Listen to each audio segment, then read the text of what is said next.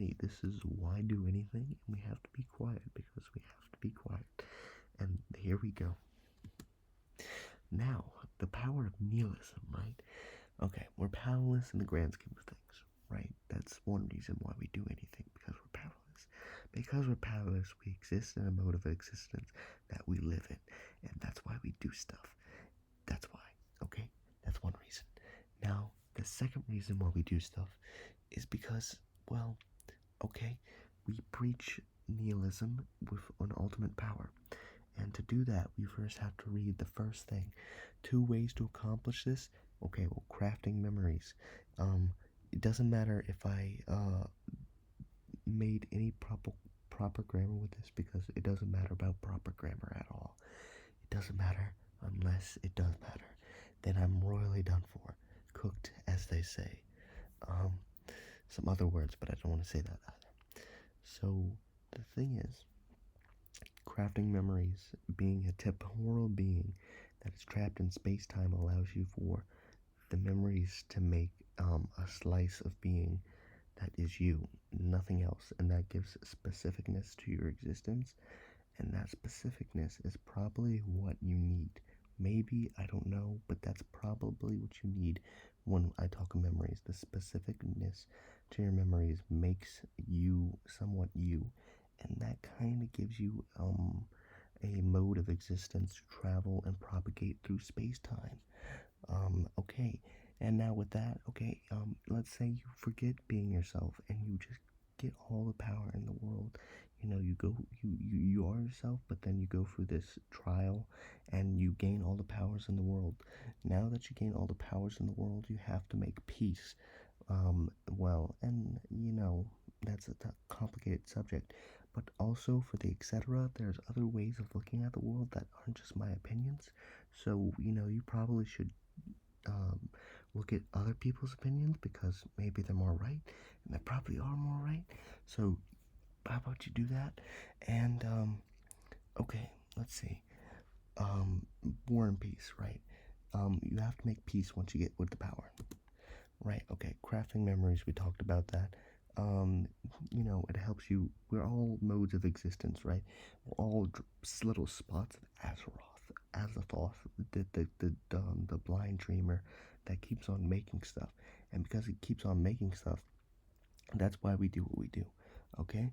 And then we're just a dream in Azeroth's mind, right?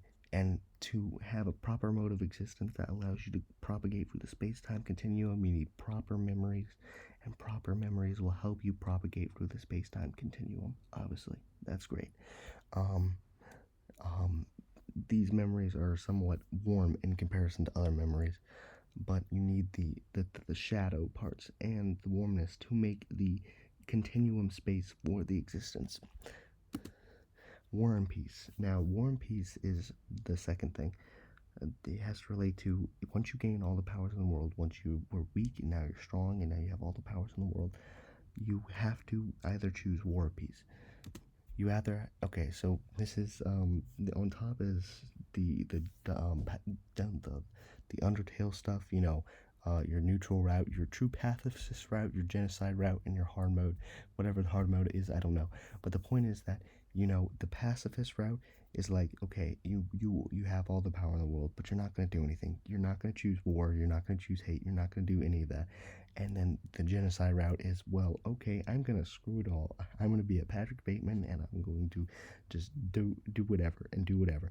The problem with this is that once you have memories of being this temporal being that is trapped in space-time. But now that you're not this temporal being that is trapped in space-time, you have powers. You have all the powers of all, right? Omniscience, all powerful, all being, all knowing, right? You are that now. Now you have to realize something, that you have to make a choice, and this choice is the better choice, right? The better choice is to be like, okay, I see this. I've I've lived this existence, and I don't want any more war.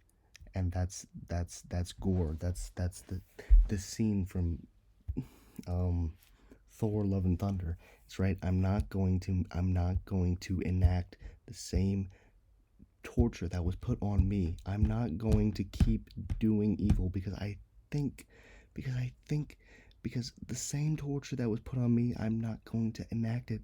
And that's his last choice. That's his last choice to not add on to the evil that was done to him by doing it to someone else. And then, with Patrick Bateman's like, well, I'm just going to do whatever. I'm going to do whatever. And can you really be happy? Can you really find peace in it? Maybe you can find peace. Maybe you can find a form of existence where you schedule your life, where you have these morning routines that makes your existence amazing and whatever. But at the end of the movie, at the end of the day, it's like you're losing your mind, you're going crazy, and you're going insane. And that's the real question. Can anybody that chooses the genocide route, the war route, be okay at the end of the day? I don't know. I don't know if that's the possibility, but that is the question. That is the question. And with that being said, okay, you really have to make sense of that. Because you really do have to make sense of that. Because Patrick Bateman's like, the war, it's all about war. And like,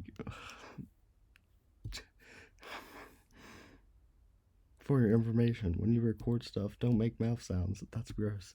Because like, I'm realizing that, and that's not something I want to put in the YouTube video. But this is a documentary, so we're documenting existence how it was.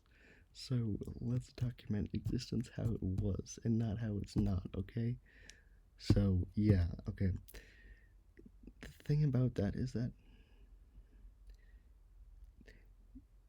you can do wrong. You can do wrong. You can really do wrong. But at the end of the day, you're just tired. You're just tired of existence. You're tired of everything. At the end of the day, it's like, yes, I could keep going down this path. I could keep making everything wrong. Like Patrick Bateman, I could keep doing that. But at the end of the day, I'm tired of all the power that I have. Once I've lived my powerless life and gained every power in the world, I'm tired of all the power I had, and I'm going to stop. I'm going to stop. I'm going to stop. I'm going to stop here and say that I could keep going down this path, abusing all this power.